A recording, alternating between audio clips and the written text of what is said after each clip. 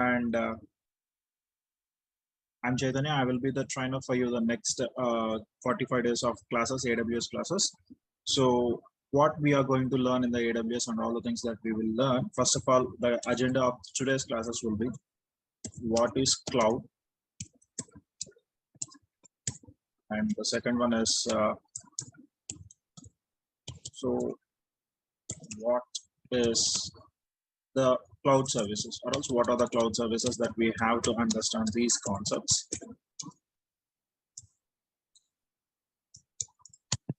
So as per today's agenda, we need to complete these two things before going further. So everybody will be nowadays, everyone are hearing the word called as cloud, AWS, Azure, GCP, all these things.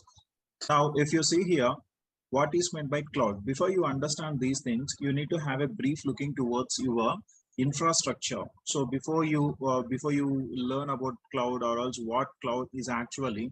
So previously, several years before, or several years before, everybody will say that a cloud is a storage. Cloud is a storage where we will be storing the data. So only to store the data, we use the cloud. But as of now, what is happening as the days go on and as the years pass on, the cloud has introduced so many services. So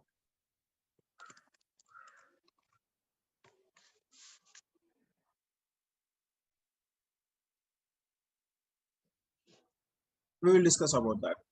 Anyways, so a cloud storage, a cloud is basically is all about the storage where this for developers or developers. Anyways, this is completely for infrastructure as a, like we are going to discuss the cloud regarding the infrastructure. This is all regarding the DevOps itself.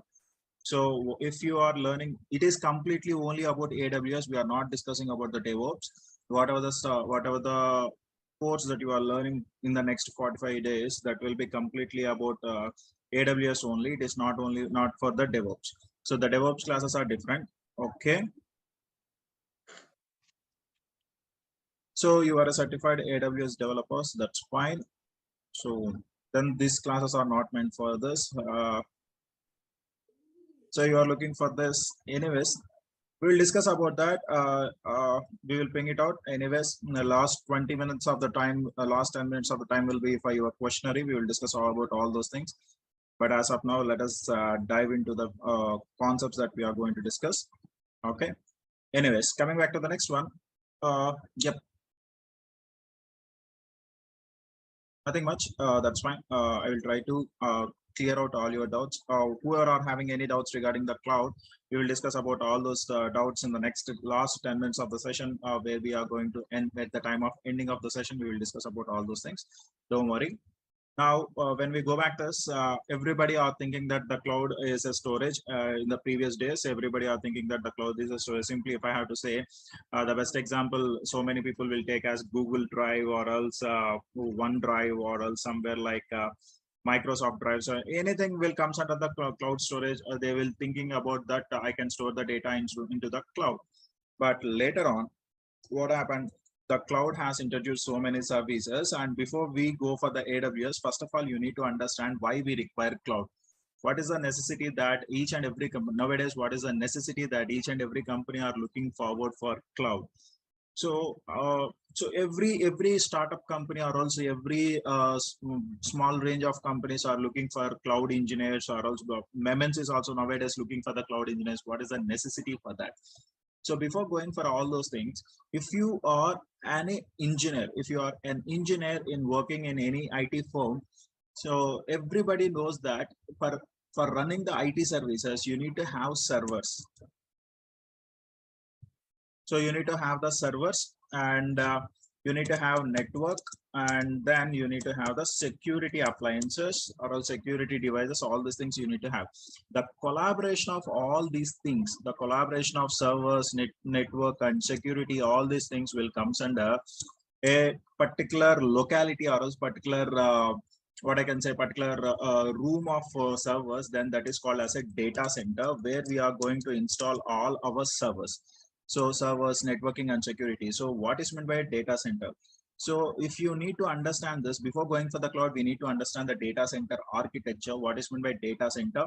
So a data center is a place where a large amount of server racks are installed. Inside those server racks, we will have the physical servers. So what is meant by this data center? Now, as I already said you, and this data center will provide you about servers, and it in inbuilt to the data center we will have the network, and this will provide you the security devices. All the security devices will be present inside the data center. Now, how a data center will be looking like physically, how a data center will be looking like. So if I go here,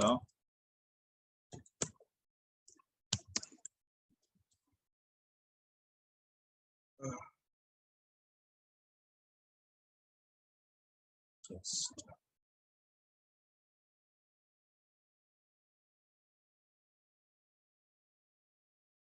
so if you see, these are the server racks where your servers are getting installed. Is my screen visible to you? Is there any problem with the screen sharing? Yes, sir, visible, sir. No, Yeah. it's visible. That's fine. So if you see here, these are the server racks, or else these are the racks where inside your data center where all your servers are getting installed. And not only the servers, in these racks you can install the networking devices like routers, and as well as the security devices like firewalls. Everything will be installed inside these racks, and all the racks are present inside a data center. Now, if I have to show you, it's a very huge area. The data center is going to cover a very huge area. If you see in this picture, you can clearly visualize that how big the data center is all about. See that? So if you see the trucks near the data center, see how they are looking like a small toys. So this is this big how a data center. Actually, it is like it is a cloud data center. But when you compare to your normal data centers, like normal company data centers, for example, if you are going to take about TCS, or else if you're going to take about Wipro, or else any company data centers, they are relatively small compared to the cloud data center. But eventually, what you are going to find out inside a data center, only the servers and network and security appliances will be available inside a data center. Now, how can we select an area for a data center? If I want to install any data center, then how can I select an area for a data center? The first thing what you need to see is you need to check it out for the power. So if you think in a company which is having a 10 computers, if in a room there are 10 computers, then definitely we need to have an AC. But if you go for a data center, a very big data center where there are thousands of racks, inside the thousands of racks, you can have some thousands of servers. Now, how much amount of AC, or else how much amount of coolingness that the particular servers will require?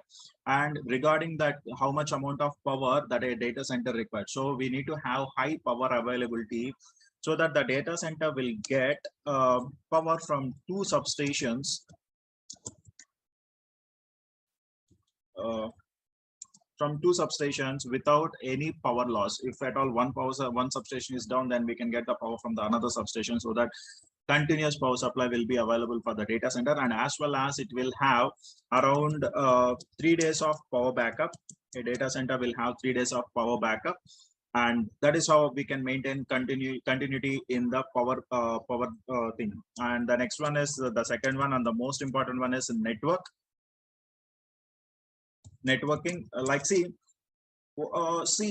Data centers are not residing near to or else next to your companies. So data centers will be available only at the far end of the city, so that we need to have the network connectivity from our company, that the server needs to connect to the data center, or else the client needs to connect to the data center where their servers are located.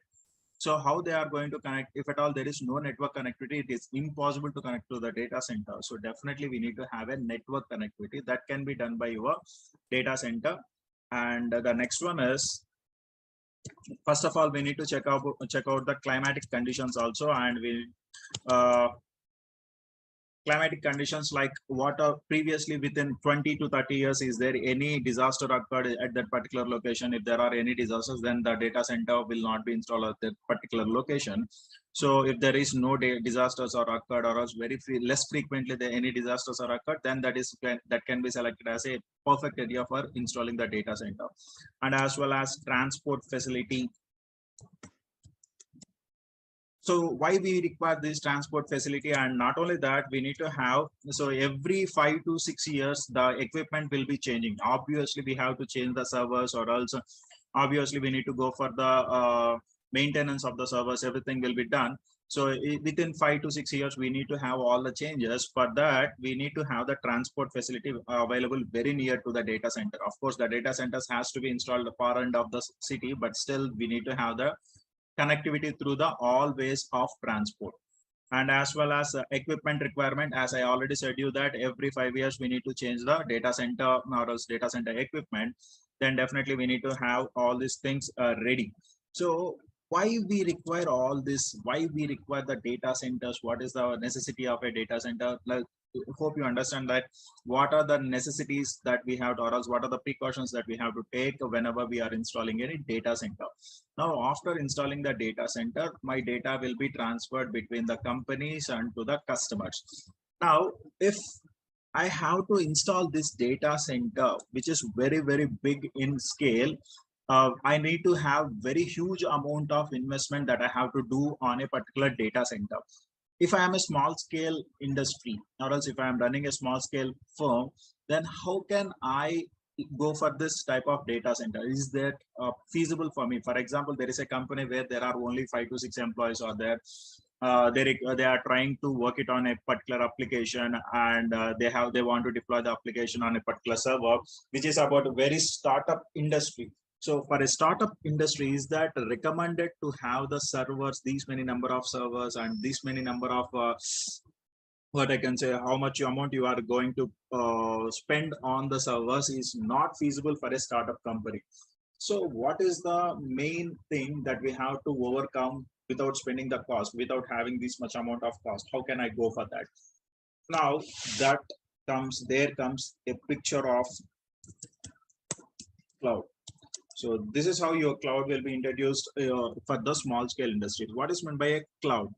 A cloud is a service provider, or else it is going to provide the compute service, or else it is going to provide the network and security services, and you are going to have your computers just within a blink of your eyes. You can install your servers and you can run your applications without any further efforts, without putting any extra efforts, or else without purchasing those servers. You will just rent a server and you will just install the application on the server and you will run it out. For example, if I have to show you, I don't have any server right now. I just want to introduce, or else I just want to install my own company.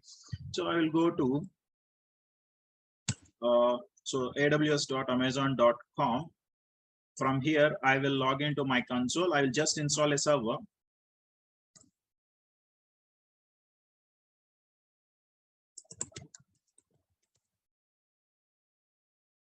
I give my password. Simply I will go with the configuration of the server. I will just install a server within a while, and I will deploy my own application. Example server. That's running good.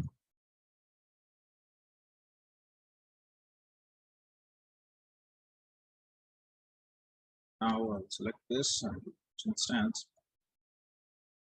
And if you see here where I have connected, now I am in Hyderabad location, or else I'm in a remote location, but I am going to connect to the server which is created inside the North Virginia region. So between between Hyderabad and North Virginia region, definitely I need to have a connectivity so that I can access my server. Now let me take the server. Let me take the remote of this server.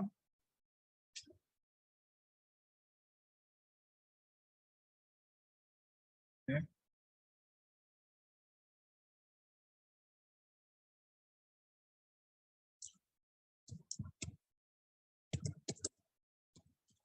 C2 user.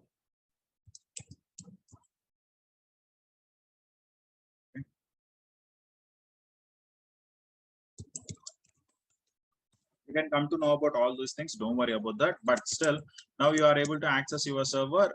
Now, if I want a website. If I want to have a website right now, I don't have any website running on the server. But if I want instantly, if I want any website, let me do one thing.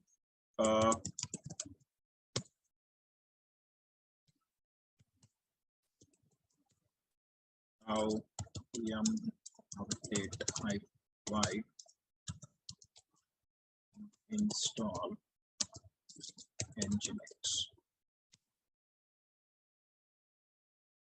Now I'm going to install my web services, and eventually I'm going to get my website as soon as the nginx has been installed on my server. Obviously, I'm going to get my services up, and I can run my desired website. So what is it is saying? Not available. Okay, that's fine. Is on Linux extras install nginx.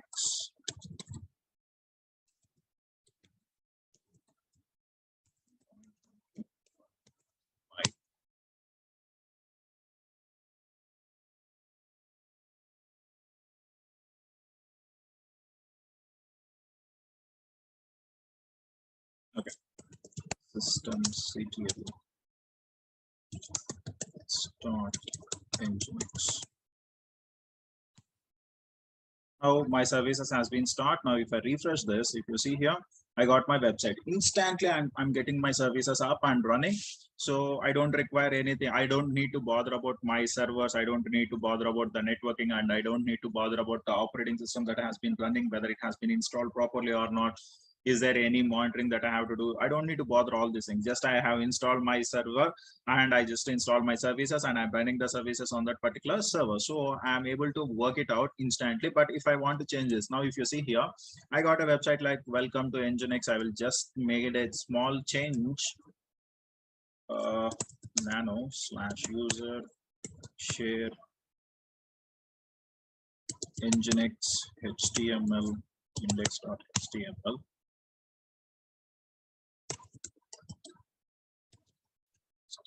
Welcome. Now I'll go over here. I'll simply say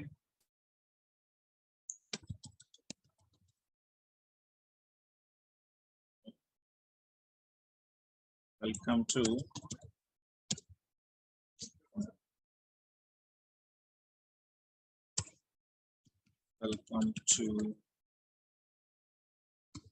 AWS trainings.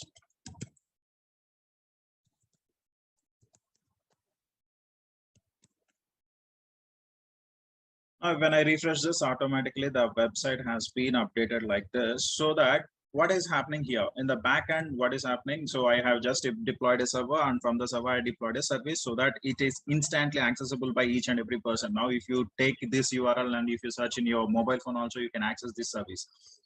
Now, this is how the cloud will be helpful for the right now. The cloud will be helpful for the candidates who are, or else for the companies which are budding companies, any budding companies that are coming into the picture. This is how the cloud will be helpful. Now, what are the different cloud service providers that we are having? So the cloud service providers are AWS, Azure, and GCP, and like that we are having so many cloud providers like Alibaba, and then we are having virtual VMware cloud, and then Oracle cloud. That there are so many clouds are available, but as of now, the majority of the cloud market share was taken by these three companies. One is AWS, and the other one is Azure, and the other one is GCP. Now, if you are going to learn about the cloud, now whenever you are learning the cloud, what are the steps, or else what is the procedure how you can learn a cloud? The first thing that you need to understand, or else first you need to make sure that you have a knowledge in Linux. So definitely every cloud engineer has to have a knowledge on Linux. Basic Linux is more than enough to have knowledge, or else to get understanding about the cloud infrastructure, or else whatever the practicals, or else whatever the services that we are accessing.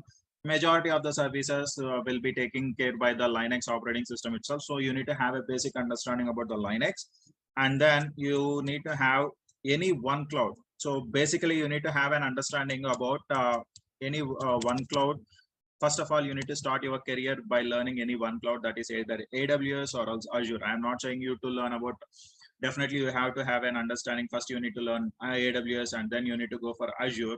it is not recommended. You can have a brief understanding about either you can have a knowledge on AWS or else either you can have a knowledge on Azure. After learning that, then you can go with the DevOps, and then you can go with the then you can have shift. If you learn here AWS, after completion of AWS you can go with the DevOps, and after completion of DevOps you can go with the Azure. So if you learn AWS you can go with Azure, or else if you learn Azure then you can go with the AWS. And after that, so it's recommended to have a knowledge on Kubernetes, and then you can learn if you are further interested to learn about more about the cloud, then you can go with the GCP configurations. And then lastly, now each and every company are requiring the candidates who has the knowledge on infrastructure and as well as the coding. So definitely they are looking further for an engineer who is having knowledge on any sort of coding. I will recommend you to have a look over the Python. So this is the agenda, or else this is how you are going to learn the cloud from basics to the higher levels. So this is how you are going to complete your sessions, and or also this is how you are going to learn all the cloud, and so that you can get a prominent job in a company. Now definitely, is that recommended to have a knowledge on Python? It is not recommended to have that, but if you are having a knowledge on I'm not specifying that you should have a knowledge on Python to learn the cloud. It is not recommended. But if you are interested towards learning the coding, and if you want to get a job in a good firm, then definitely you need to have the basic knowledge about coding, and as well as you need to have the basic knowledge about infrastructure. So whatever we are learning in the AWS, what are the concepts that we are learning in this class in the next 45 days, that is completely regarding your infrastructure only. There is no more coding that will be involved into your AWS. Now, what we are going to learn in the next couple of months, or else next 45 days, the first one is, so what will be the curriculum of the next 45 days? As I already shared with you in the website, and you can have a look over that. But if you want to know about that, I will just share you a brief curriculum here. So the first concept that we are going to discuss is VPCs. So in Amazon, first of all, you need to have a basic understanding about the first one is introduction to cloud. Intro to cloud. This is the first thing that you are going to learn. After that, you are going to learn about VPC, virtual private cloud. And inside VPC, there are some services like what VPC will be providing. So the VPC will be providing like somewhere VPC peering, NAT gateway, and security group, security concepts, and then VPN configuration. And then we will be learning about transit gateways. These are all the concepts that you are going to learn in VPC. And before you go for this, my recommendation is that you need to have a basic understanding about the networking also. Not very in-depth of networking. CCNA level is not required, but you need to have a basic understanding about networking. Among those networking concepts, you need to have a knowledge on IP addresses, and the next one is CIDR range. So these are the concepts that you need to have a basic understanding before you go for the VPC configuration. Why? Because VPC will comes under the networking services that are provided by the Amazon Web Services. So you need to have the basic understanding about these things. And after that, after VPC, then we will be going with EC2, Elastic Cloud Computing. So in EC2, we will be learning about what are the different types of instances that we are having, and how to configure the instances, and what are the different images that we are having. Either it might be a Red Hat image, or else it might be Ubuntu image, or else it might be Amazon Linux image, Windows image. These are all the things that we are going to learn in EC2 instances, and as well as we are going to learn about launch templates, and then we will be learning about load balancers, auto scaling groups. These are all the concepts, and with that we will be learning about global accelerator, Route 53, and CloudFront. These are some of the services that are provided by the AWS itself. And after EC2, then we will be going for IAM policies. So it's just a two to 3 days of classes. IAM, identity and access management, where you are going to know about who are users, what are the roles that we can specify, and then we will be going with the role-based policies, and then we will be going with the role switching. These are all the concepts that you are going to learn in IAM. And then we will be learning about, after IAM, then we will be learning about S3 buckets. As we already know that S3 comes under the storage that is provided by the Amazon itself. So S3 buckets, simple storage services where we can store a huge amount of data. When you go for the EC2 instances, there is a storage called as EBS where you can store up to 16 TB of data. But when you go for the S3 buckets, here you can store huge amount of data, huge, like more than 16 TB. You can go with the unlimited storage. So that is provided by the S3. And then we will be learning about some of the concepts like RDS. Inside S3, you will be learning about EFS. So S3 Glacier, EFS, FSX, these are all the concepts that you are going to learn in S3. And when you go for the RDS, relational databases, so you will be learning about MySQL. And then NoSQL concepts will be there. Under NoSQL, I will be trying to show you how DynamoDB will be working out. So these are the concepts that you are going to learn. After that, you are going to learn about CloudWatch. And finally, we'll be learning about cloud formation. If possible, then there is a concept called as a data migration. So data migration will be there from on-prem to cloud. This is completely optional. I'm not going to completely rely on this, or else I am not going to completely give a picture about how a data can be migrated from my on-prem to the cloud. But if in case if it is possible, then definitely I will go with the data migration also. These are the concepts that you are going to learn in the AWS. Hope you have a clear picture of what you are going to learn and how you are going to work it out. So is there any queries regarding this? If you have any doubts, you can ask me right now, or else we will go further.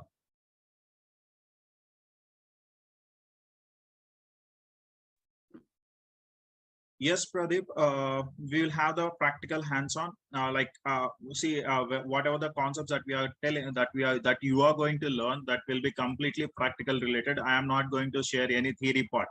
So in AWS, whatever we are doing, it's completely practical itself. Sorry, we don't have any class for the developers for the project related things. It is completely basic concepts that we are going to discuss, how an infrastructure can be maintained. Will we cover Linux? Linux is completely basic. Will you give the basic idea? See, if I have to go for the Linux, then it is again going to take another 15 days to complete the Linux. So the basics of the Linux, it will going to take another 15 days. So, yep. So if I have to say you, and if there are any Telugu people, there is a just let me show you my channel over here. Is it? Yeah. You go here, this is my CGIT trainings channel where you can have Linux content in Telugu. You can look after that. It will be helpful for you, I hope that, but it is completely in Telugu and some sort of English will be there. So if you are having any doubts regarding that, you can have a look over that. So that is what I can recommend. But basics of Linux in the sense, whenever we are covering the AWS parts, yes, we can provide that.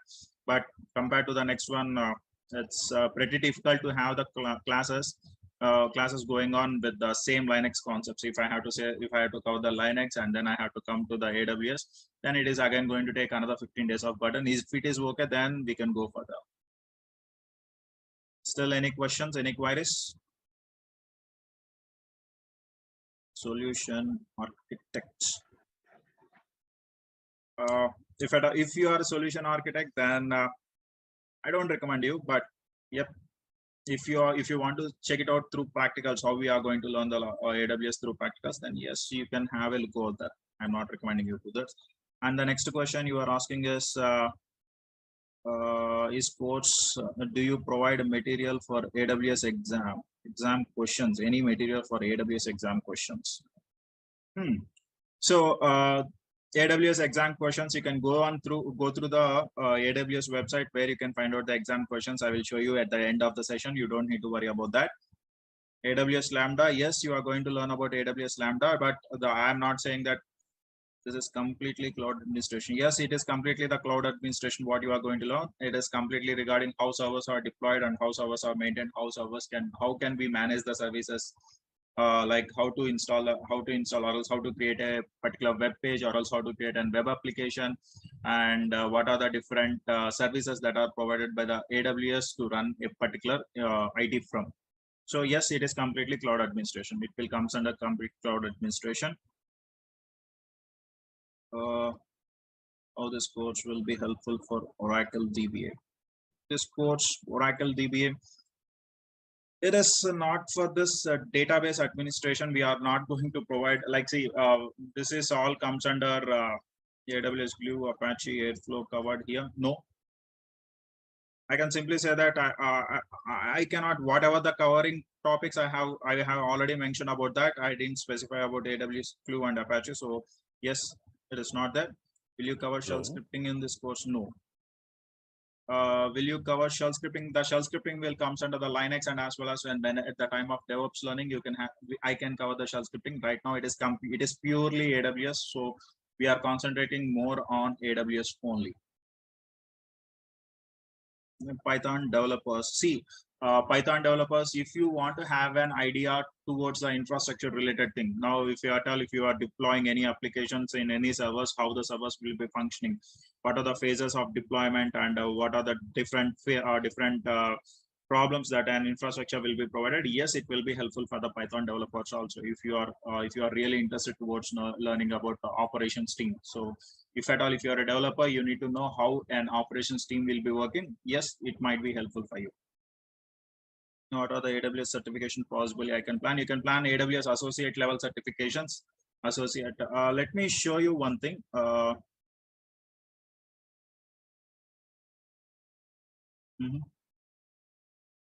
So if you are completing this course, you can plan for this certification, like you can go with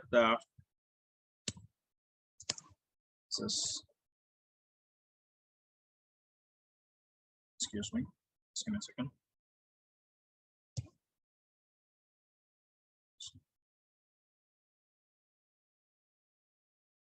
You can go with cloud solution architect associate level. You can write the exam, or else you can plan for the certification regarding this. You can go with this.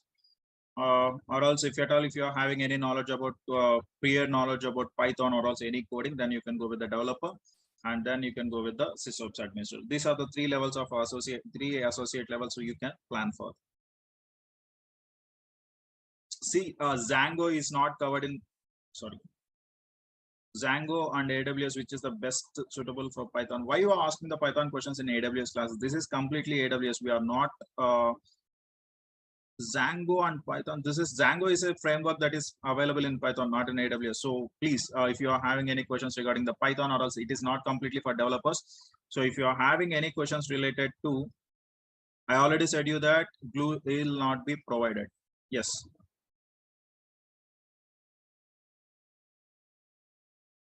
Could you please share the complete topics you are going to cover and how many hours? I have already provided. Kavan, I already provided the same in the website. You can go through the website. I have given the complete curriculum, and as well as I have specified the topics also. So I don't want to waste the time on all the things. You can go with you can go to the website where you can find the topics. If you want the website, so I will just show you that.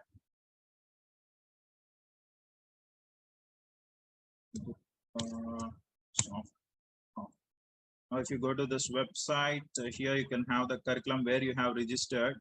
So, yep.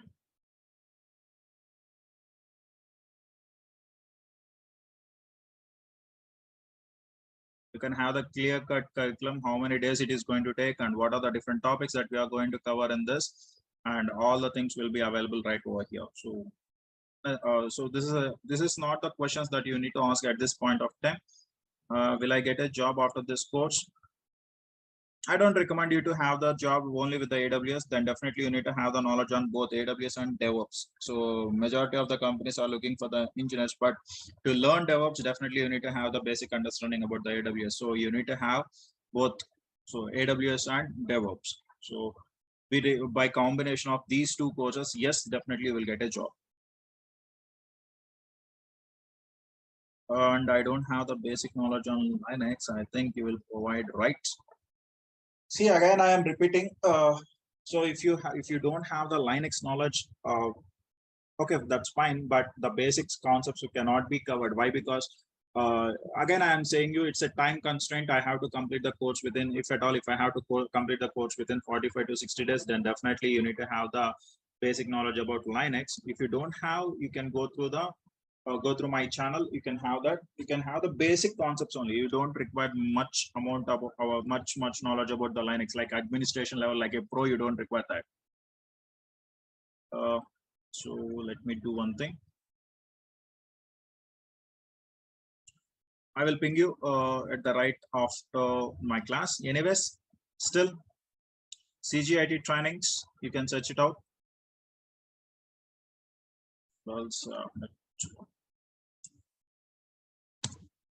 So this is what my channel. You can go through that.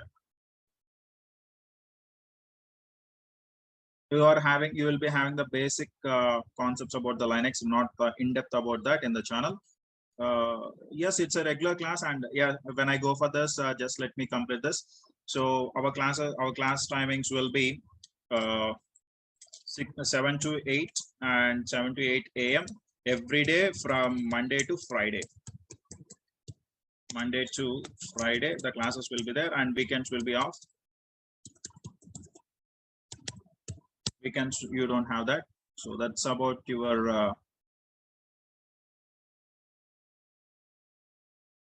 which certificates can I write with this course? AWS, I already specify that.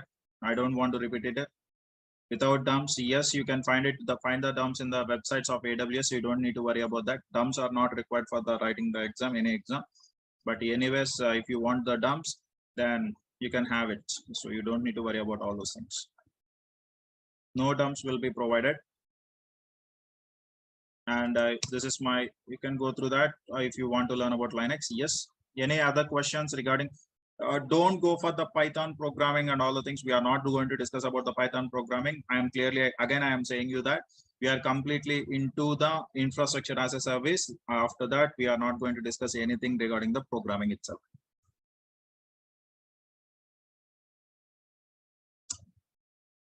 Gautam, I already said you that you can go and write the AWS associate level of examinations. So I have specified the path also.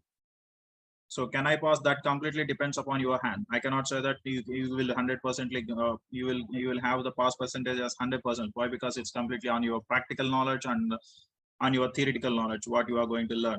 So that's what I can say. You said path, it is okay. Mm-hmm. I will. Mm-hmm.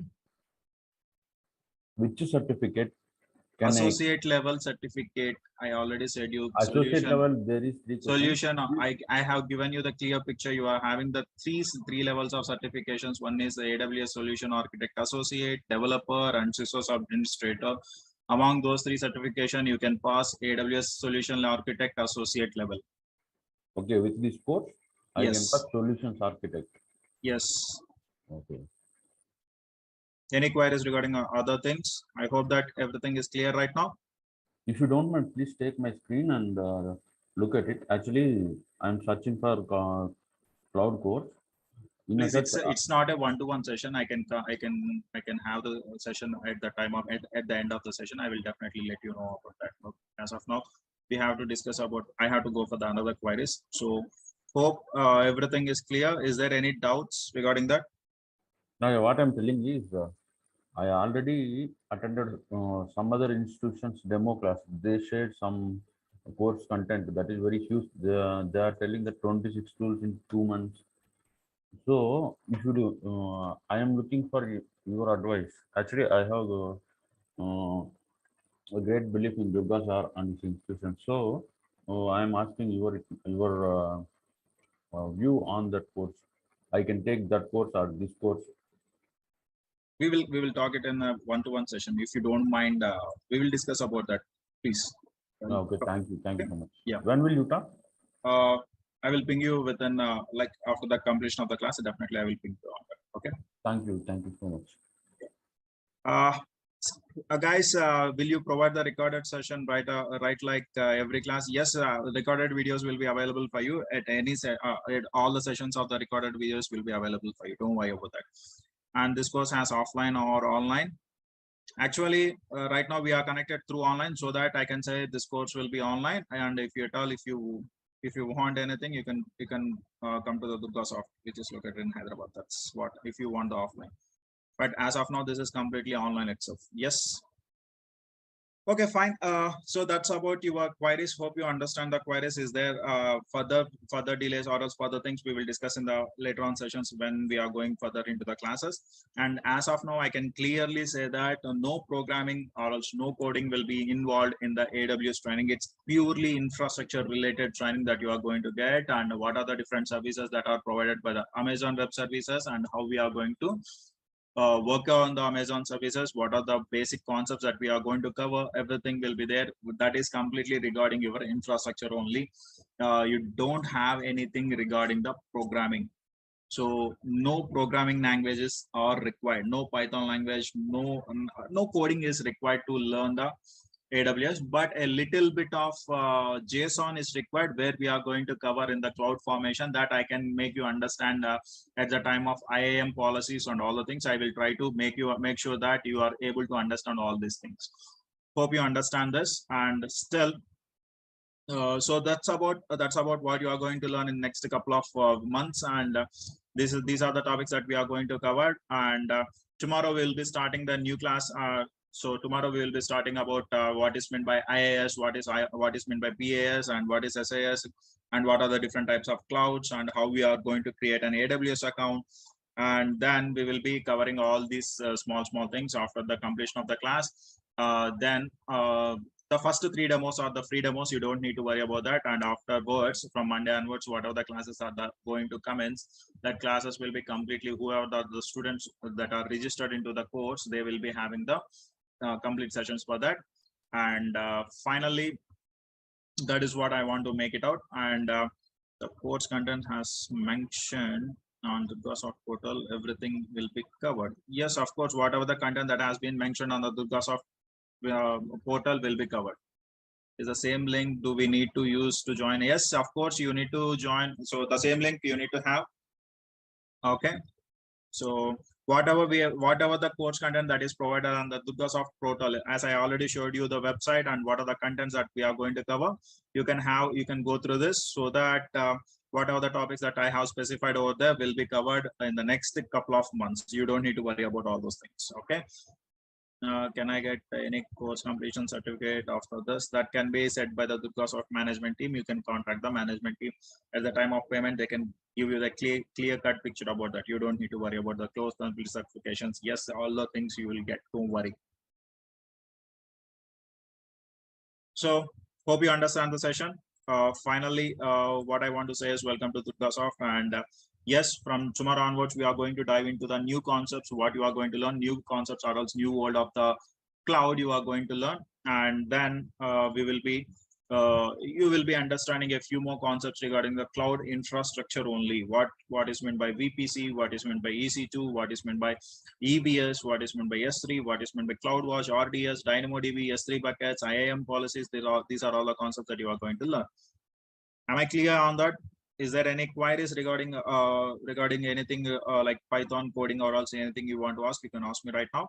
And if there is no queries, then yes, we'll stop right here. And tomorrow we will be joining. And the sessions will be of 1 hour. Sometimes it might be prolonged to 1.5 hours also, depending upon the course content or else depending upon the content or else depending upon the topic that we are going to learn. Sometime it might be prolonged a much bit later.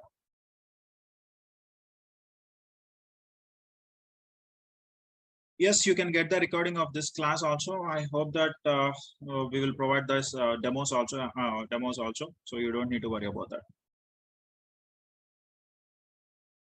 Okay. So hope you guys hope you understand what you are going to learn in the next couple of months. And that's all from my end. So have a nice day, and bye. Take my screen. Okay. Just give me a second. Gautam, right? Yes, yes. Just give me a second.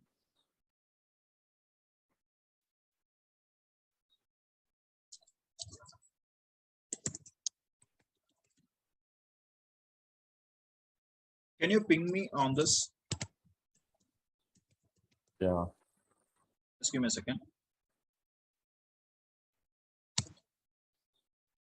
You can ping me on that, so that I will support you on this. After all this class has been completed, I will Okay. just show you. Your Okay. mobile number, right? it's not mine, but yes, you can ping it on that. Okay, don't worry. I will give you an instant reply on that. So yes, Okay. that's all for today. Have a nice day, guys. And Gautam, you can ping me on that. I will discuss about that. This number has WhatsApp, okay? Yes. Okay, thank you so much.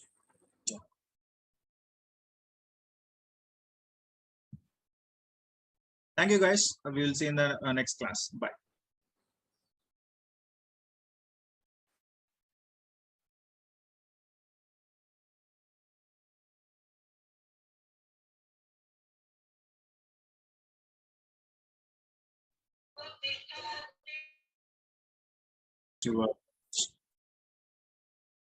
So how who are eligible for this for the learning of this course, and what else then we have discussed about how you have to learn the course, what are the different stages that you have to learn the cloud.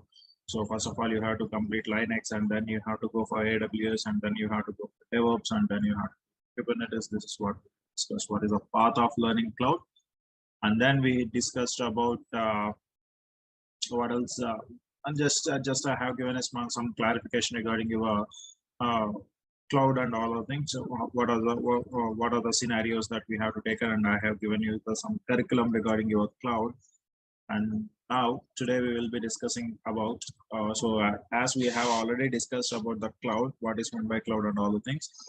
I just want to repeat the what is cloud, and then I will just go enter into what is data center, and then we will go with the servers, physical servers, how physical servers will be looking like, and what are the different physical servers, rack servers, and then how a networking will be configured. And before entering into the AWS, just we will go through some of the basics of networking concepts, and then we will be going into the Linux operating system. So basics of Linux operating systems can be can be said here, and then we will be entering into AWS. So as I already said you that Linux is very important for your AWS. So we will be learning Linux, basics of Linux, what are the required commands that we need to understand. Those will be said in this topic, not the entire Linux. Though system administration level of Linux cannot be taught here.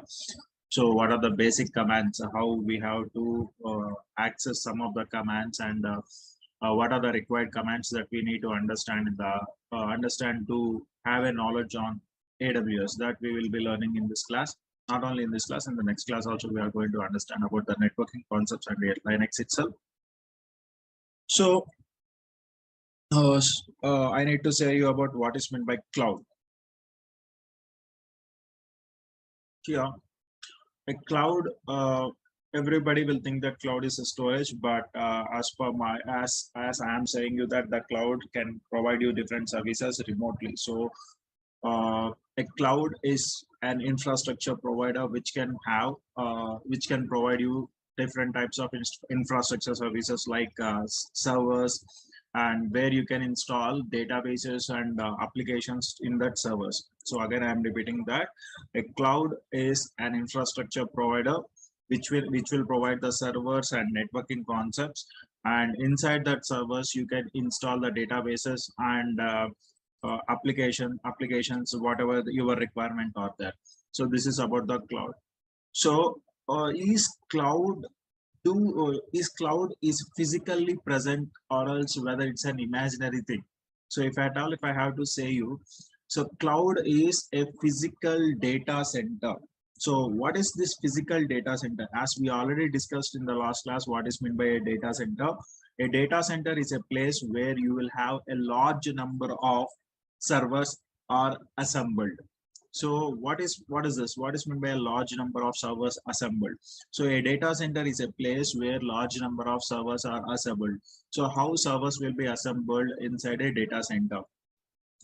So if you see, as I already said you in the last class, I have given you the scenario that a data center is a very large place where you can have multiple number of rack servers or also blade servers will be there.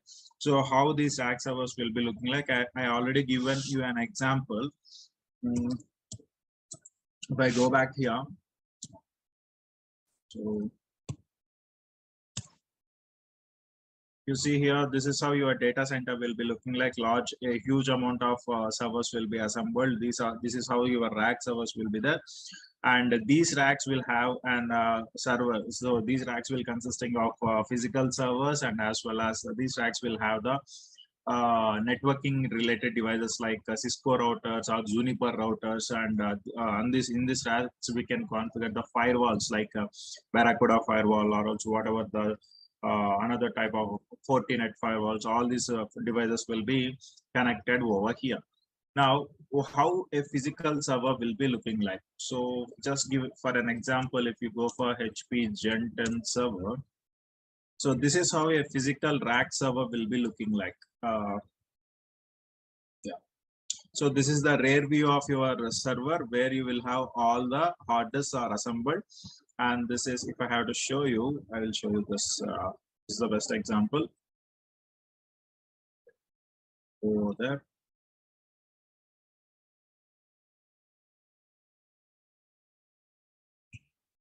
You take this.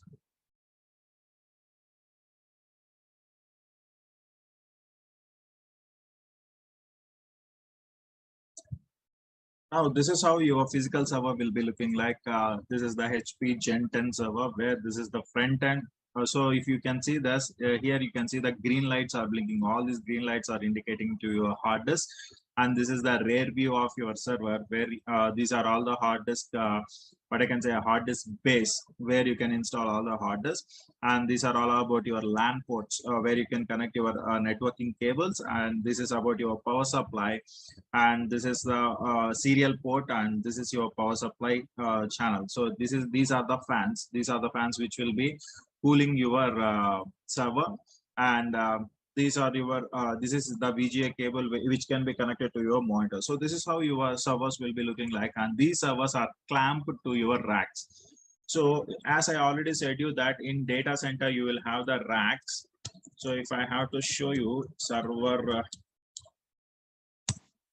racks, so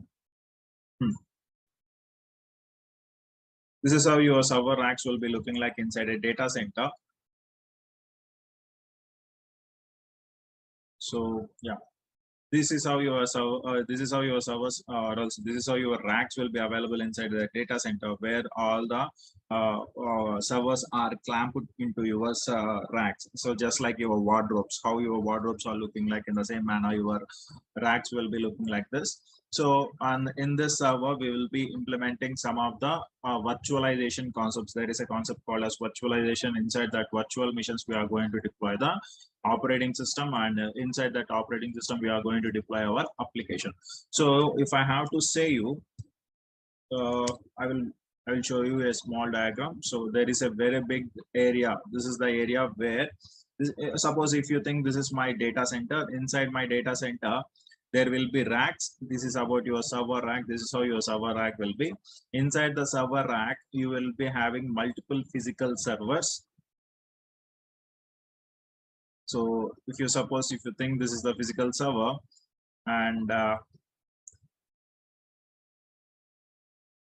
only a single server, a rack can consisting about 20 to 25 physical servers in a single rack, and there will be some thousands of racks that are available inside a data center.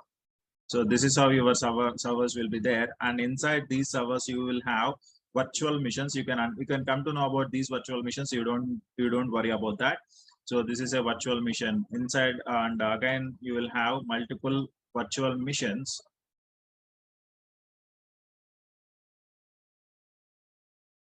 Like this, you will have the virtual machines, and inside the virtual machines we are going to implement the applications, and inside we are going to implement whatever the applications that we require. So this is how your server rack will be having, and inside, and there will be multiple server racks that are available inside a data center. So this is how your data center will be looking like. So Now each and every rack will be interconnected. In each and every rack will be interconnected through networking. So we are going to lay a networking between all the racks, or else network cable between all the racks, so that each rack will be having the communication, or else each and every server will have the communication with the another server. So two servers will be getting communicated with each other. And here you need to understand one concept called as I am discussing here, you need to understand what is meant by network. So, and then what is meant by networking and all the things. And here you need to, very most importantly, you need to understand IP address. What is meant by IP address? These are the few terms that you need to have a brief understanding. Now, when I get back to the data center, as you have understand this, this is what the data center is. The collaboration of multiple physical servers in a single place is called as a data center. And a cloud is like a very big data center where we can have a collaborative of multiple servers and networking devices and security devices. And this cloud will provide you the services. This cloud will provide the user required services. Whether the user want any storage, yes, it can be provided through cloud, or else user want any servers, it can be provided by your cloud, and whatever, whatnot. A cloud is going to provide each and everything that a user requires. Now, we will be knowing about what is meant by network and what is meant by address in a meanwhile. But so here I need to complete, or else here you need to understand a few more concepts, like what are the different service models that a cloud can provide. See, now I am saying that a cloud is going to provide you the servers, networking, or else networking related things and applications and databases and all the things. How it is going to provide that? So here we are having some cloud service models. I will call them as IaaS, or simply I can write IaaS, capital S, which means infrastructure as a service, or it can be written in the form of IaaS. In the upper case also you can write like this. So here you need to understand what is meant by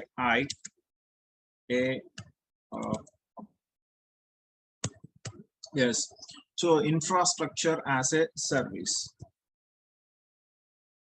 Infra as a service. So let us go for a brief example. If I have to say you an example for this, now you have constructed, or else you have given a contract to a contractor that to build a very home, so very new home. So he has constructed a new home for you, and he has hand over a home to you. So whenever he is doing that, he can cross check that what are the required things for the home, like whether we have created or constructed a wall clearly, or else is there anything that we have to do with the with all the home related things, he can do that. But if you ask the contractor, so when, at the time of joining into your, or else housewarming thing, if you ask the contractor that, hey contractor, okay, you have constructed a very good house, but what about the appliances? There are no AC, there is no AC, there is no refrigerator, there is no TV inside my home. If you ask like that, what contractor will say?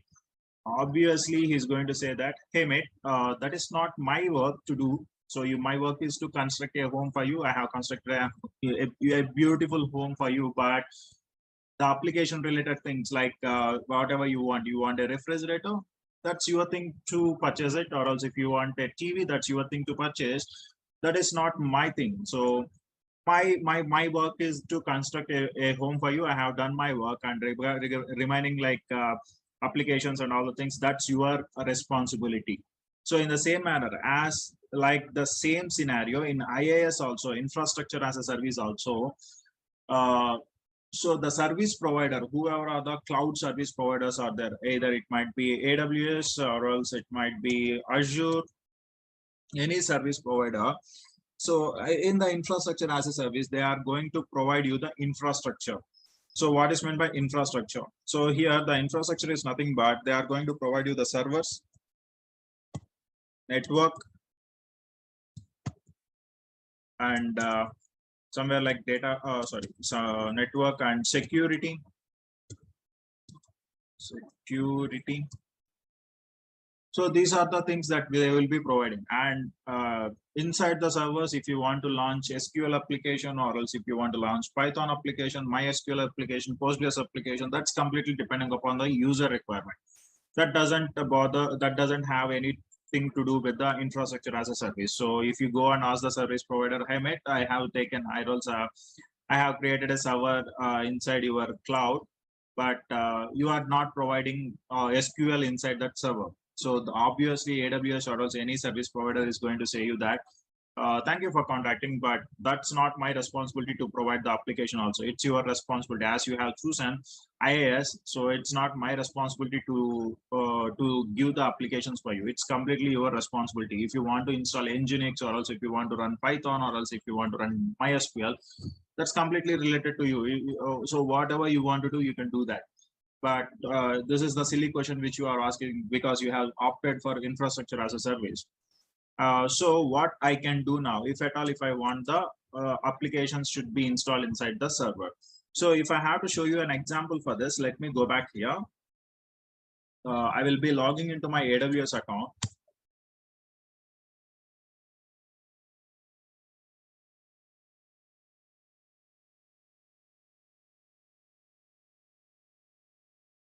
So here, if you can see, we are having, I think I am having a server over here. So let me log into this server.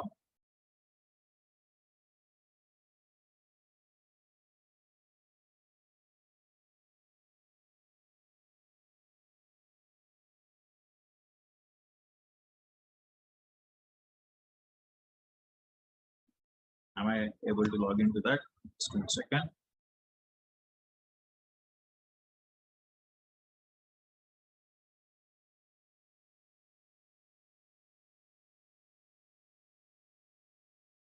Where is my public icon? Excuse me.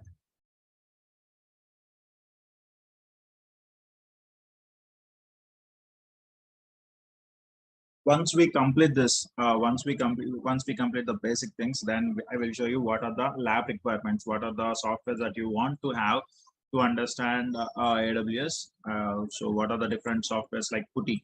Actually, that is called as Putty, but as per our Indian English, then that name has been termed as Putty. So I will let you explain, or else I will tell you how to install Putty in your computer. And these are the some softwares that we require. Putty only, we require not much more than that. And you need to have and one more editor called as Visual Studio Code. That is very helpful for you. That is a handy application for you to edit some of the code. So sir, yesterday you said there will be no coding, but now you are saying that there is some code. But here we will be having JSON scripting, where you are going to write a little bit of code for your IAM policies to understand that we require some application called as Visual Studio Code. I will make you understand about that. Don't worry. So these are the applications that we require to understand cloud. Rather than that, we don't require anything else. By default, you will be having Chrome or else Edge. Anything is okay for you. And tomorrow I will be saying about how to create an AWS account so that you can create an AWS account and all the things. So don't worry about that. So let me log into this server.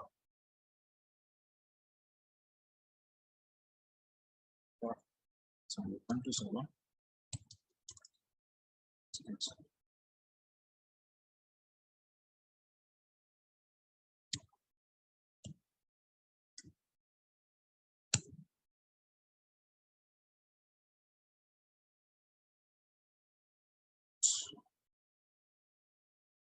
Sorry.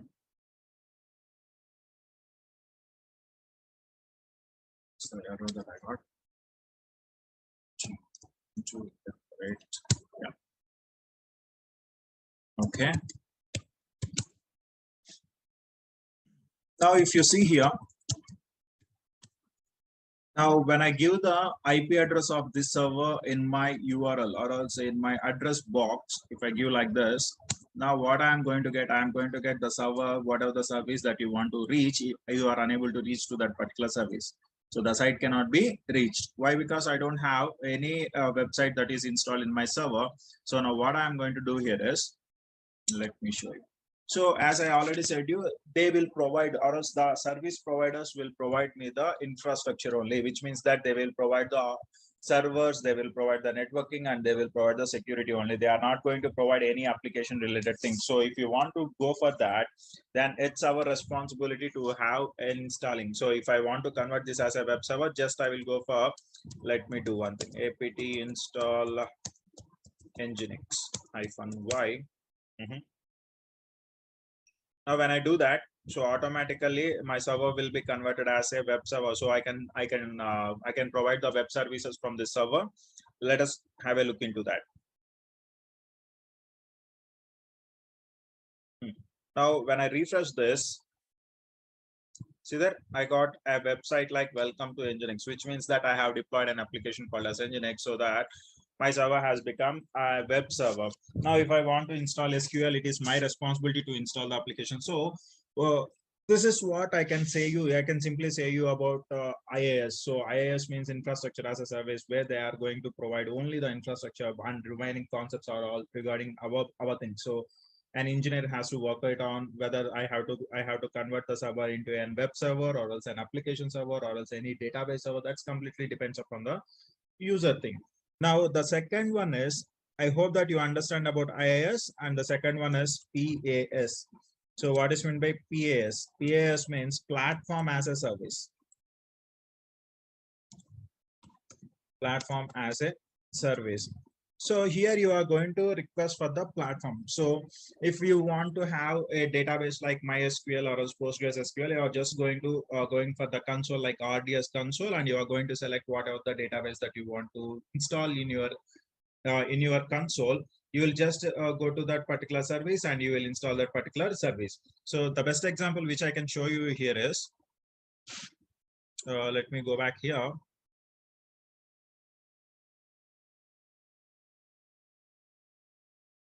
So yeah, if I open this,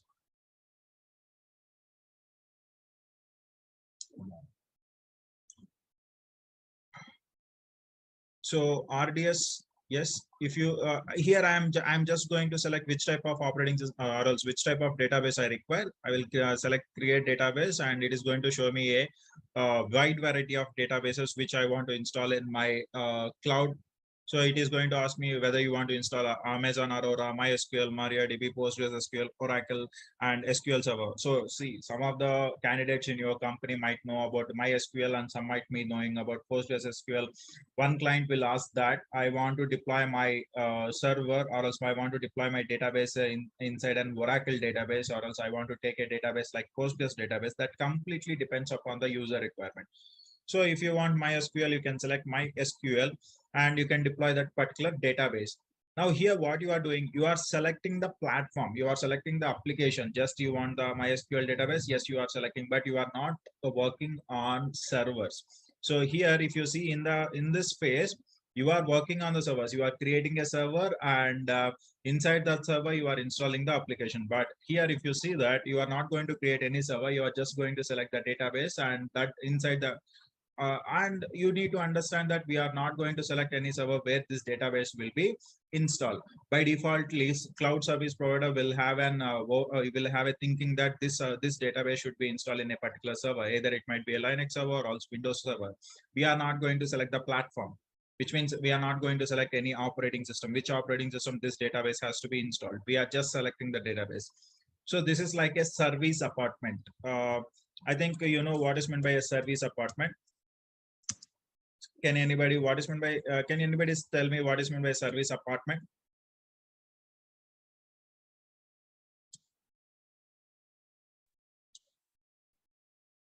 Yes. So basically, service apartment is something like everything will be provided, including food, stay, accommodation, this kind of thing. So we should go and stay similar to that when we choose the platform here. So yes, everything will be provided. We just go and very nice, very nicely said. There is a small correction here. A service apartment, they are not going to provide any sort of food. but they are going to provide the entire equipment or else entire application that we require. So they are going to provide us the infrastructure like home and all the things, and they are going to provide us what are the applications that the user requires. And they will clearly mention that, and whenever they are handovering the apartment to the user, they will clearly mention that these are the applications. So if you go inside the service apartment, and there will be definitely there will be some television, there will be fridge and a refrigerator, and there will be washing machine. And if you go inside and ask the whoever or the contractor or else whoever or the mediator, if you ask him, uh, you are having a television called a television like MI television is there, but I want Sony television. So then obviously the contractor is going to say you that, mate, sorry for that, as you already checked into that. So whenever you are looking for any service apartment, you will be going inside a website and you are going to check out all the applications what are available inside that particular apartment. So you have checked that completely, right? Then why again asking you for the different equipment what you are used, what you have seen.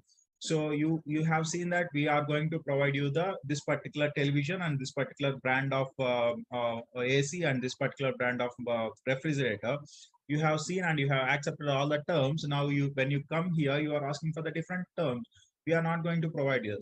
So whatever the services that we are providing, whatever the company or else whatever the brand that we are providing, you have to accept it. So in the same manner, if you go back here, here you are going to select the, here you are going to select my databases, and you will select MySQL. Again, whenever you, at the time of installation, I don't want on Windows, I want on Linux. So first of all, the user don't know on which platform this particular SQL is going to be installed. Either it might be Windows platform or else it might be Linux platform. But still, the user cannot ask for the platform. So that is what I want to say you about the past, where you will have just they are going to provide you the softwares, or else they are simply going to provide you the platform as a service. And the next one is SaaS. SaaS. So this is called as software as a service. Software as a service. Now, what is this software as a service? This is like completely you are going to stay in a hotel where they are going to. So the best example is the hotels. When you go and stay in a hotel, they are not going to. You are not going to pay for constructing, or also you are not going to have a lifetime thing. So you will just go to a particular date and you will check in into a particular date, and you will check out at a particular date. In the same manner, and you are going to use all the equipment that has or also all the amenities that has been provided by the hotel. Either it might be that is rooms and whatever the application, and as well as they are going to provide free breakfast, free lunch, everything they are going to see into that. So you don't need to worry about all those things. So the only thing is you need to purchase or else you need to pay for what you are staying. So in the same manner here, SAS means software as a service, where you are going to purchase the software and you are using that software for whatever the time that you have purchased. The best example I can say is Office 365. Office 365. So this is the best example of software as a service, where you are going to purchase a software and you will be using that software. And the another example is also, I can say it as Salesforce. Salesforce is also comes under the software as a service, where you are going to purchase it and you are going to use it. And so if you, when at the time of using these softwares, Office 365 and all the things, if you are at the time of using that, if you write a feedback letter for, or else if you write that, thank you for providing the software, but I want a little bit of changes. So now obviously the Microsoft or also Office 365 team is going to reply you like this.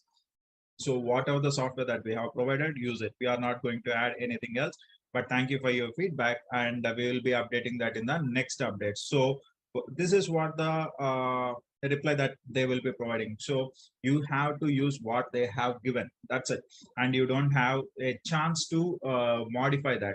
So simply, if I have to show you, let me show you a best example I am having. Just give me a second. I will show you one thing. Does it? Yeah.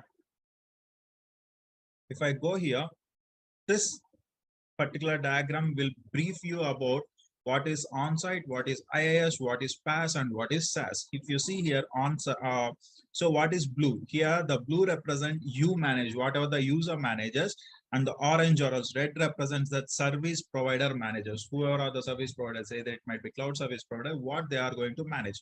So if you see here on-site, so networking, storage, servers, virtualization, everything, operating system, middleware, runtime, data, and application, everything will be managed by the customer only, or else client, or else the user, or else the IT service guy only will do that. So IT service guy will do all these things. But when you go back to the cloud, that is IaaS, infrastructure as a service, here the service provider or else the service vendors who are providing you the services, like it might be AWS, Azure, GCP, Oracle Cloud, either whatever the service provider. So if at all, if you are opting for an IaaS service, then they are going to provide networking, storage, servers, and virtualization. So these servers will be physical servers that completely depends upon the service provider only, whether they can use HP servers, they can use Dell servers, they can use, so you cannot specify that I want these company servers. So you have to accept whatever the physical servers, and inside that physical servers, what are the virtual machines that they are giving, we have to accept it. But at the time of installing our operating system, we can select the operating system. So either you want the Ubuntu machine, or else you want the Red Hat machine, or else you want only Windows machine, you can select the operating system. And on that, we can install the applications, and then we can have an access towards our user data. So this is about my IaaS. When you come back to PaaS, in PaaS, you don't have access up to runtime. You don't have to select the operating system. Only what you can do is whatever the data, whatever the user data that you are getting, you can have an access towards that. And if you want to change the application related thing inside the application, whatever you want to do, you can change it out in the past. Now, when coming to the SaaS, as I already declared you that SaaS is a type of infrastructure as a service where you cannot do anything. Everything can be done by the service provider itself. The software, you cannot change the software, or else you cannot do anything. So just you need to purchase the software and utilize the software. After that, you can simply uninstall the software. That's completely depends upon the user requirement. So hope you understand this. If you have any doubts, you can comment out me in the chat box. Waiting for your replies. Any doubt, guys? Just everything will be provided by them. Yes, obviously everything will be provided by them. Yes. Any doubts?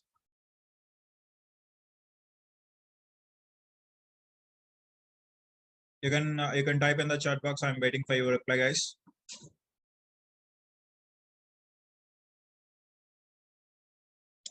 Which one will be beneficial for the customers? A very nice question, but that depends more detailed about runtime. Okay, we will discuss that whenever we are into the cloud. Don't worry about the runtimes. We will have a brief understanding about what is meant by runtime. That's simply an application. So either what is the software that you are running in the back end? So either it might be Python, or else it might be Java. So those are all comes under the runtime. You don't need to worry about that. Anyways, coming back to this, which one will be beneficial for the customer? So that depends upon the user requirement. So the user wants directly, they want to have an server, and they don't want to take more stress about the servers. They want only the application related things. Then they can directly go into the PaaS. As I already show you in the console, they can directly install their RDS in the specified servers. So that's completely user requirement. I cannot specify that this is what the user requires. So, or else I cannot say that. So the user required, so I'm going to, or else the service provider is going to provide that. So that depends completely on user thing. So yes, hope you understand. Funny, is there any doubts? Any example which are kind, any example which are kind of difficulty to classify? Ravi, I cannot understand what you are saying. Can you, you can unmute and ask the question. I am unable to understand that. Yeah, sure. So yeah, some of the things like, sometimes it will be difficult to classify, right? That may come under SaaS. Sometimes that may classify under a platform as service. So any such kind of examples where people used to ask like this is SaaS or PaaS, how See, that kind of things? first I want to make something clarifically. I want to say about this I want to give a Okay. clarification. This is in the interview perspective. I'm just saying that this is not the question that they are going to ask you in the interview point of view. But if I have to say you what will comes under what, if at all, if they are giving that. So simply you need to understand that who are going to deploy the server, whether the user is deploying the server, if at all, if I am deploying the server here, if you see here, who has deployed the server, this instance, the user has deployed the instance. So this will comes under the IaaS, infrastructure as a service. Now here, whenever I am just selecting the application, now who is going to deploy the server? Now the service vendor is going to deploy the server, then that will be coming under the PaaS. So this make the changes, this will comes under. So as I already said you this, so these are the things that are provided by the service providers. If anybody asking you, just think that what they are going to provide, whether they are going to provide me up to the servers, or else whether they are going to provide me up to the runtime. So depending upon that, you can classify that this will comes under IaaS and this will comes under the SaaS and or PaaS. Did you understand that? Yeah, I understood. For example, we have like we have email service, right? So Okay. so can we classify it like PaaS or SaaS? Obviously, which type of email service that you are accessing, whether you are accessing Office 365. So if you think Yeah. that Office 365 that you are using, you can simply say that it is comes under SaaS. Why? Because you can add all the emails to your application, and if you want to modify anything, you cannot do that on Office 365, right? You can just have that application and you can run that application. That's the only thing that you can do. Or else in Office 365, you will be having Active Directory, like mail services, Exchange box or mailbox and all the things. But what you can do, you can have the bunch of, you can purchase, so you can purchase a subscription up to 25 emails or else 50 emails, and you can only add up to 50 emails only. You cannot do anything else. I am so hope you understand this. So are you able to do anything else regarding that? So you're not going to do anything. You are going to only have a purchase, or else you will be having only the subscription up to a certain emails, and you are going to work it on that. That's it. So that will purely comes under SAS. Okay. Okay. Fine. Yes, that's all about your IaaS and PaaS and SaaS. Then we will be discussing about what are the different types of clouds that we are having. And if you understand this, public cloud. Chaitanya, before going there, in the one of the screenshot you mentioned, right? In the cloud, I selected some SQL. Can you show me the screen? Okay, I think that is where we are all confusing about the SaaS and PaaS. So here you selected MySQL. This is one example. You opted for PaaS, right? Platform as a service. Platform as a service, exactly. Can't we say this MySQL is an application?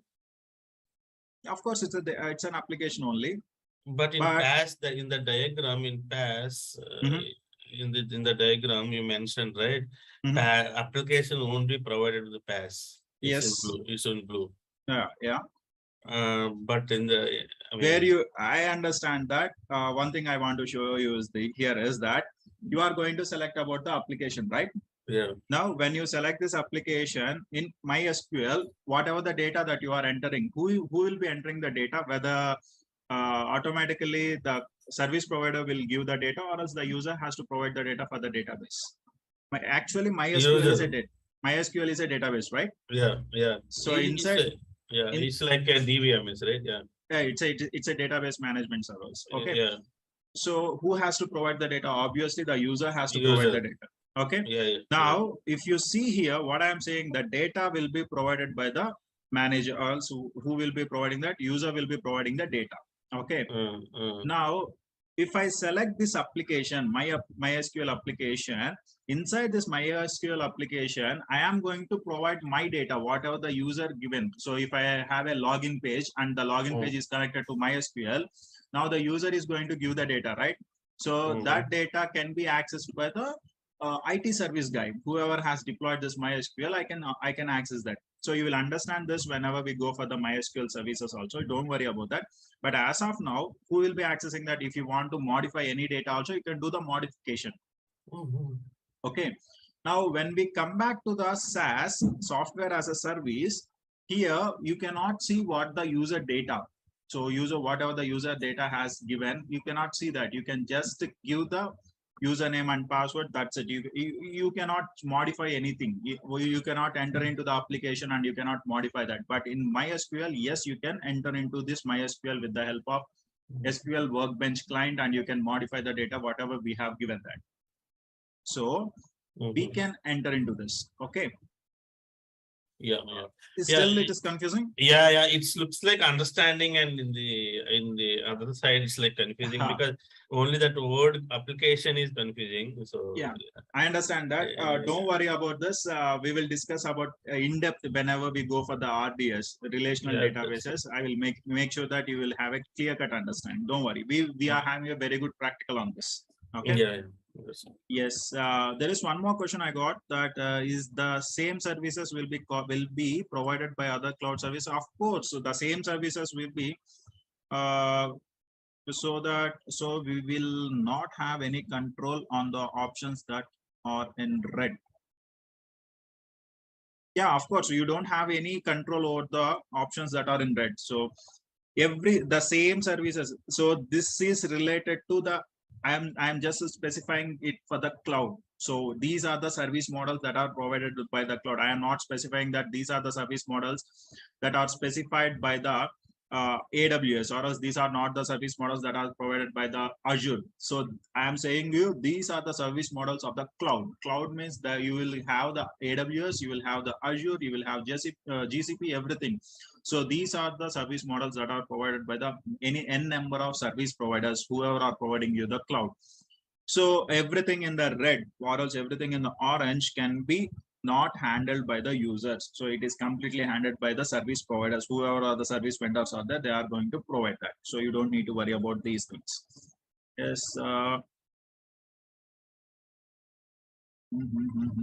Is there any another questions?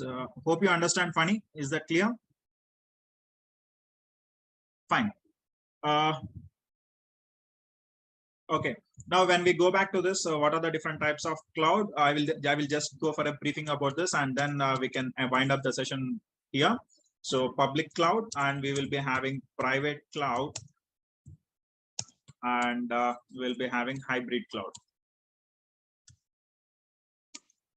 Now here, if I have to mention the public cloud, so can anybody ping me what is meant by public? I'm waiting for your responses in the chat box. Can anybody say what is meant by public? Yes, guys, fastest finger. Exactly, everyone will have an access, exactly, available to all. Fantastic. So a public cloud is a type of cloud where we can have an access to, so all the clients can access this type of cloud. So whatever the services that are provided by the cloud can be accessed by anyone. So the best example is AWS. If you are having an account in AWS, or also if you are having an Amazon account, you can have the access towards your public cloud. And I can go with the Azure. Yes, it is going to provide the access to each and every customer. Now, what is meant by private cloud? Yes, as you have given the answer, private cloud. Exactly. So data with a particular organization, or else any sort of services that will be bounded for an organization, any sort of services that can be provided by a single organization, any servers that can be handled by an organization only. It is not going to share the servers, or else it is not going to share any virtualization with any another customers apart from the organization. Then that is going to come under the private cloud. So within the organization, I can simply say that within the organization, or else within any company, so then that will comes under the private cloud. So if I have to give a briefing about that, now let me go back here. Public cloud, a public cloud provider offering storage and computing services optimize their computing hardware and software support of these type of workloads. Now, if you have the definition, a public cloud is defined as a computing service provided by the third-party providers over the public internet, making them available to anyone. So here the most important thing is So the service providers will be providing the services to the customers, any customers all around the world through the public internet. Then that is called as the public cloud. Now, what is meant by private cloud? If you see here, a private cloud is a cloud computing deployment model where the customer controls or owns the data center providing the cloud services. So whoever are the customer are going to have their own data center, or else they will have their own servers. Then that will comes under the private cloud. So they are not going to share this with any another third party customers, or else any outside customers. They are not going to provide the services to them. Then that will comes under the private. So privately we are doing in the sense that's completely in a single organization. So they are not going to say that. Now the next one is hybrid cloud. The best example of the hybrid cloud is connecting or else combining the public services and private services will comes under a public hybrid cloud. So what is this connecting thing? Now if you think here, for example, let me show you like this. If there is this is my organization. Okay, so inside an organization, I am having a very big server, or else a production server is there. And in this production servers, whoever are the clients, they are accessing this production server and they are accessing the website, and whatever the data that they want to store, they can store this data. Now, what I think is that saving the data in only one server is not very good for me. So what I have done, I have migrated the data, or else I have copied my entire data into a public cloud. So there is I have taken a cloud access like AWS access or else Azure access, and inside the console I have created a server. So I have purchased, or else I have taken a rent of a server. And now what I'm doing, I'm transferring my entire data from my on-premises server to my cloud servers. From on-premises server to the cloud server, I am transferring the data, or else I'm saving the data. Now the data is available in the on-premises server, which means in my physical server, or else in my private location. And as well as the data is also available in the public location. This is also so I'm accessing both. I am accessing the public cloud and as well as I'm accessing the private cloud. Now this will comes under the hybrid cloud. Now this is the best example. Hope you understand what is meant by a hybrid cloud. Now this is all about the different types of cloud services, a public cloud, private cloud, and hybrid cloud, where public cloud means the cloud services that are provided by the, or else that are provided to the entire public or else entire users through a public internet.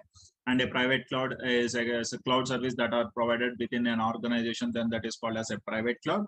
And the services that are having the combination of both public cloud and private cloud will comes under the hybrid cloud. So this is about your cloud services. Hope you understand the different types of clouds. Is there any doubts here?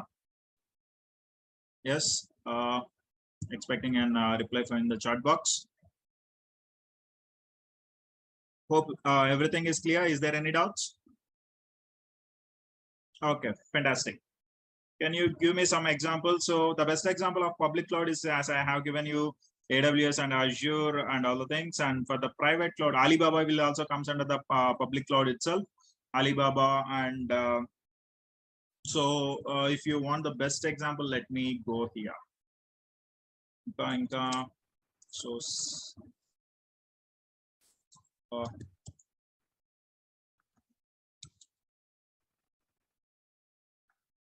So the remaining thing.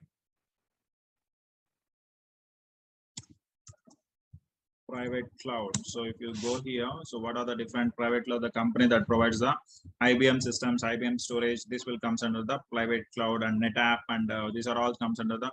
So the best example is simply, if I have to say you the private cloud gurinchi, if I have to say that, what is VPC, how it is different from the private cloud, that we will discuss in the VPC concept. Don't worry, I will make you a clearance of that. Don't worry about that. But as we are discussing about the private cloud, yes, private cloud here, if you see here, now you are having an organization. For example, there is a proprietor now who has asked this question. Can you, Pradeep? Yeah, Pradeep, suppose if you have installed your company and this is your organization. Inside this organization, you have installed a server room, and inside this server room, you are having multiple servers. So these are the servers that you are having inside your organization. and these servers are connected to the storage. Now this is how your servers will be looking like. Inside that you are going to have a sandbox, that is so storage area network, and all the servers are connected to this sandbox so that you can have access towards your storage. Now if in this company, so suppose this company name as Pradeep Solutions, so this company, now there will be multiple servers, and each and every server, whatever the customer data, all the customer data will be stored inside this storage. Now who are accessing this? Only the employees who are inside your organization, they are going to access these servers, and they are going to modify the whatever the requirement, but the customers can access this. Only the accessibility will be there, application accessibility will be there, but they cannot access the servers. So this is the best example of your private server, where you are not going to share your servers with any another vendors or else any another customers. When you come back to the public cloud, these servers or else these server, whatever the virtualization and all the things, the storage, everything will be shared by the users. So that's the best example that I can give you. Is that clear? Anything you want to ask me about this? And the VPC, Ravi, you have asked me about the VPC, virtual private cloud. A virtual private cloud, if I have to define virtual private cloud is an isolated service that is provided by the Amazon, which will be providing the security and isolation of from one VPC to the another VPC that is deployed in the public cloud. So here it will be a little bit confusing, but once we get back to the VPC, you will have a clarity about that. For example, just I want to give a briefing about this, and then we will wind up the session as the time is 7:50. So just give me a second. Now, what is VPC? A VPC is a service that is provided by your Amazon. That's, you know about that.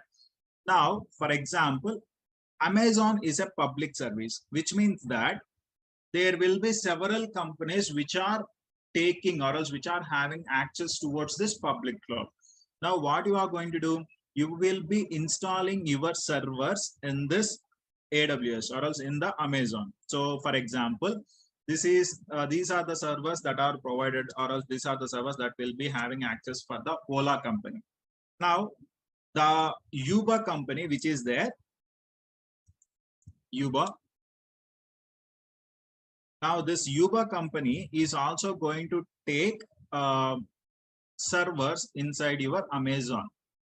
Now, if you see here, in this, you are going to install the servers.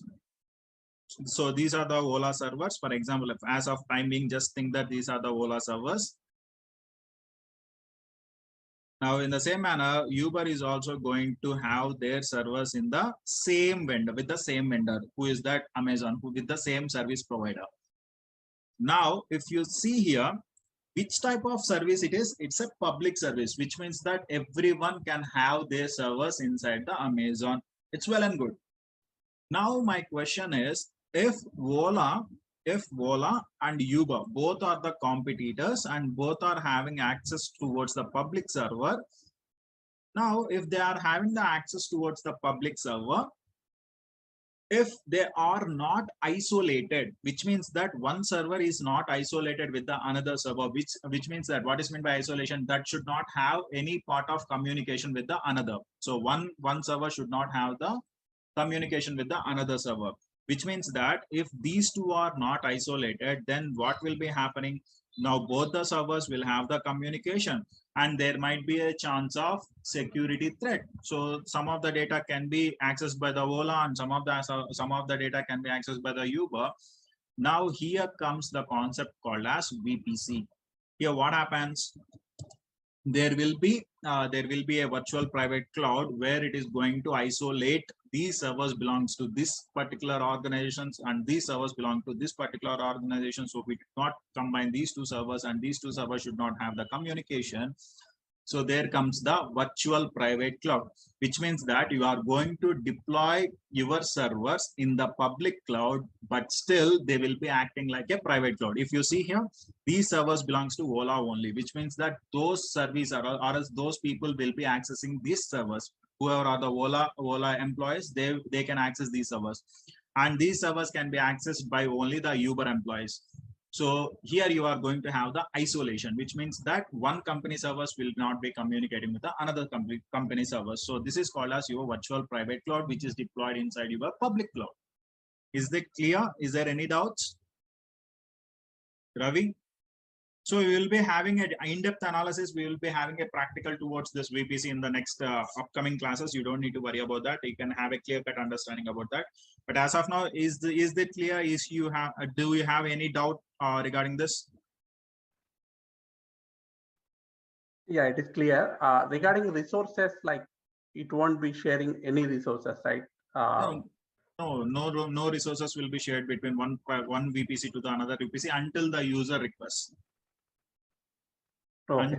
Until the user required. So if a user of one VPC requires the resources to be communicated with the another VPC, then that can be happen. So we are having VPC peering techniques, we are having VPC transit gateway techniques. With the help of these things, we can have the communication between one VPC to the another VPC. Is that clear? Yeah, clear. Okay. Hope you understand the session. If you have any doubts, you can ask me, or else as the time has been going on, it is going very fastly. So I have to end up the session over here. And further clarification, if you want anything clarification, you can reach out to the durgasoft.com, or else you can reach out to the numbers. What are the mobile numbers that has been provided in the Durgasoft website, and the complete course curriculum is available over there. So this is the day 2 of your demos, and tomorrow will be the day 3, the last demo of your cloud. And from Monday onwards, whoever has been registered for this course will be enrolled, or else will be allowed into the classes. Hope you understand that. And yes, that's all. That is what I want to say. And from Monday onwards, the URL or else the login credentials might change. Login URL might change. So be cautious about that. And at the time of your login, before logging, so please contact the Durgasoft to get that URL. Whoever has been registered and who has cleared their dues, or else who have cleared their fees, please contact Durgasoft for the URL so that you are going to get it out. And I want more responses from you guys. Without your responses, the classes will be very dry. So my classes will be completely one-to-one sessions. So whoever will be giving the answers, they will have a clear-cut understanding. Is that clear? Yeah, Chaitanya, is it second class? It was told me that it is first one. It's this yesterday we have started it. So it's just a basics of what is meant by cloud. Can I have that recorded? Sure, you can have that. You can reach out to Durgasoft team, so they will provide you the recorded videos. You don't need to worry about that. I will inform them also one time. So you just reach out to them. They will provide the videos. Okay. Yeah. One more question. You said 45 days, right? This is. Yeah, it's 45 working days. Okay. Mean Saturday and Sunday holidays, only Sunday. Saturday and Sunday will be off. 2 week offs will be there. Okay. Yeah. Thank you. Thank you. And the course curriculum will be available with the durgasoft.com. Everything is available over there. Please look into that. So that's all. I will be winding the session right here, and we will meet tomorrow, and we will have some exciting concepts in the next class. We are going to learn about networking concepts. So have a nice day, guys, and bye. Thank you. Yeah, thank you.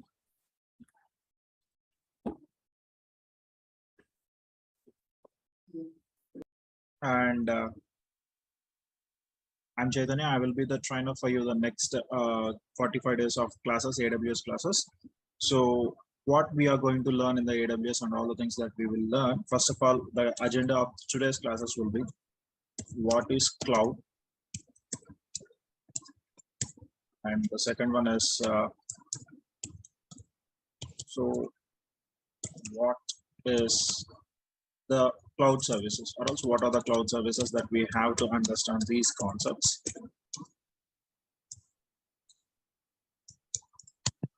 So as per today's agenda, we need to complete these 2 things before going further. So everybody will be nowadays, everyone are hearing the word called as cloud, AWS, Azure, GCP, all these things.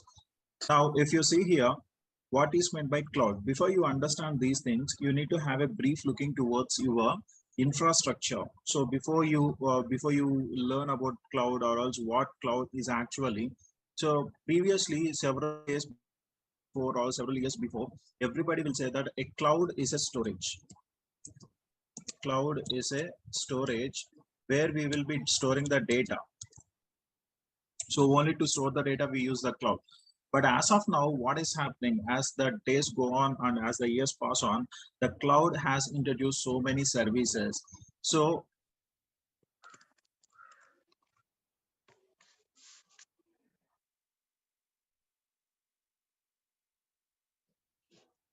we will discuss about that. Anyways, so a cloud storage, a cloud is basically is all about the storage where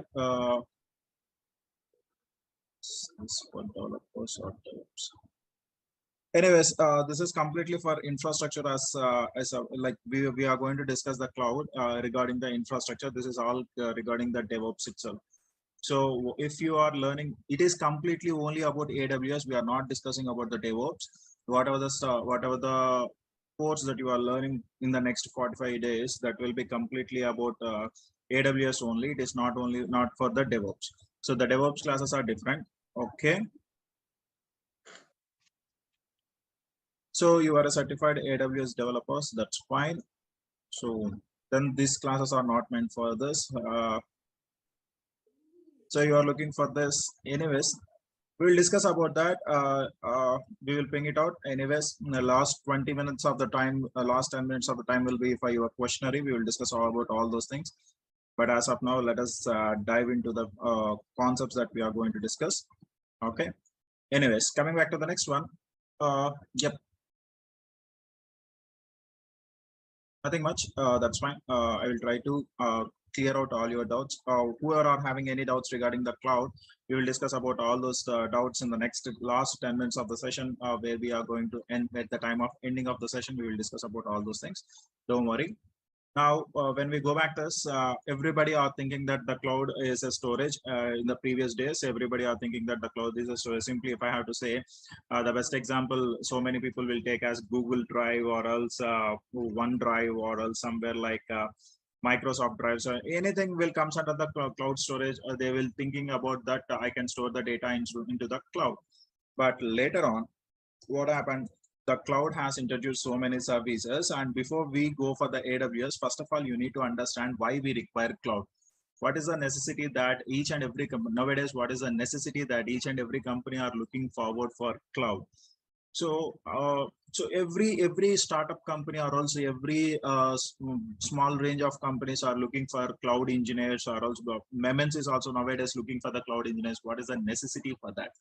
So before going for all those things, if you are an engineer, if you are an engineer in working in any IT firm, so everybody knows that for running the IT services, you need to have servers. So you need to have the servers, and you need to have network, and then you need to have the security appliances or all security devices. All these things you need to have.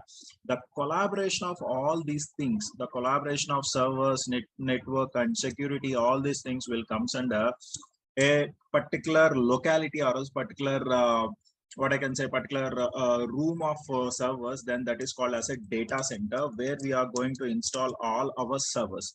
So servers, networking and security. So what is meant by a data center?